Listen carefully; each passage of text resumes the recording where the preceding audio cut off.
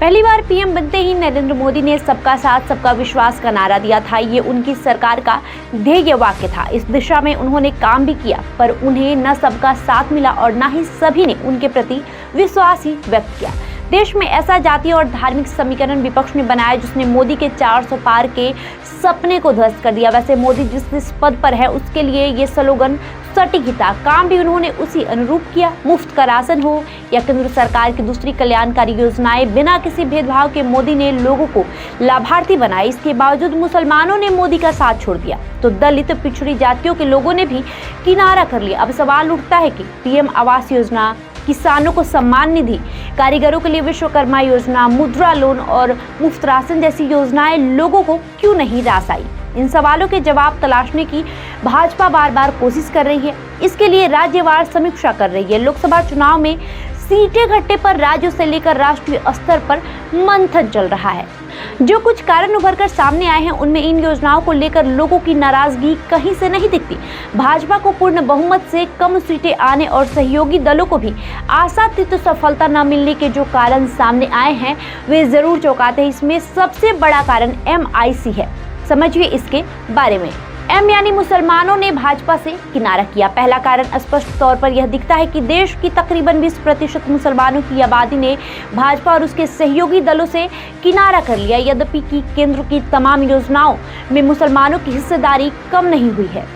केंद्र सरकार हज सब्सिडी के नाम पर हर साल 600 करोड़ रुपए मुसलमानों पर खर्च करती है। प्रधानमंत्री नरेंद्र मोदी ने अल्पसंख्यक समुदायों के कल्याण के लिए 15 सूत्री कार्यक्रम क्रियान्वित किया। अल्पसंख्यक छात्रों के लिए स्कॉलरशिप योजनाएं शुरू की। नया सवेरा योजना के तहत मुफ्त कोचिंग और अल्पसंख्यक समुदायों के छात्रों के कौशल और ज्ञान बढ़ाने के लिए 6 लाख रुपए से कम आय वाले बच्चों को आर्थिक सहायता दी। यानी अल्पसंख्यक समुदाय के युवाओं के शैक्षणिक आर्थिक उन्नयन की दिशा में नरेंद्र मोदी के काम पिछली सरकारों से कहीं ज्यादा रही। इसके बावजूद मुसलमानों ने पीएम मोदी पर भरोसा नहीं किया।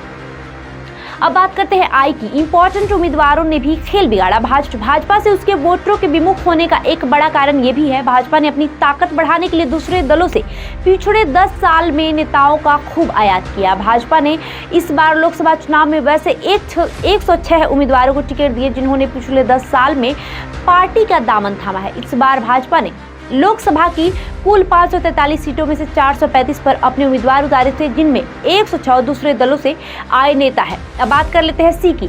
सी यानी कास्ट कार्ड का असर। अब सीता सोरेन आरोप लगा रही है कि पार्टी के ही कुछ नेताओं ने उनकी मदद से हाथ खींच लिए। चुनावी भाषा में इसे भीतरघात कहा जाता है।